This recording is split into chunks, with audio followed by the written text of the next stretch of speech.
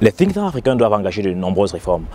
La première est de s'assurer de l'impact de leur action. L'un des enjeux auxquels les think tanks africains sont confrontés, c'est la capacité à pouvoir avoir un impact positif, aussi bien au niveau des décideurs politiques que du public dans son ensemble.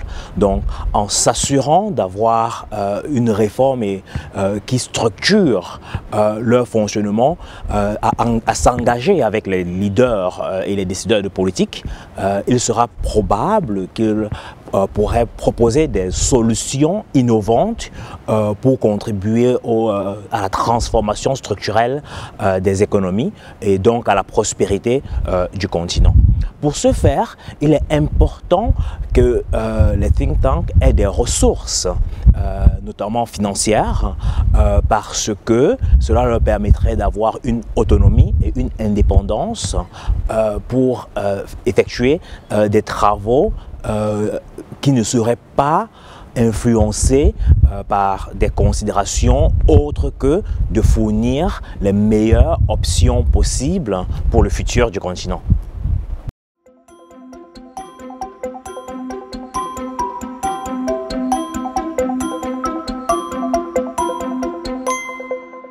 L'impact sera phénoménal pour plusieurs raisons.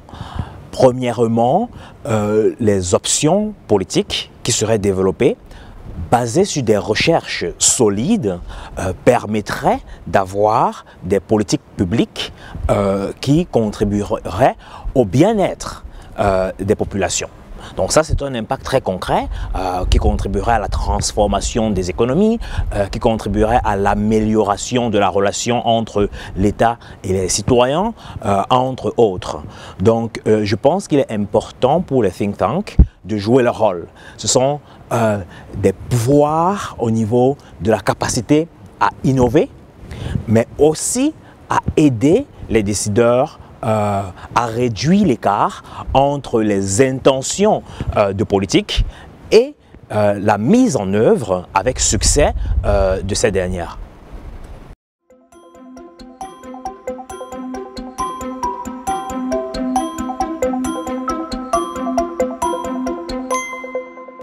Très belle question.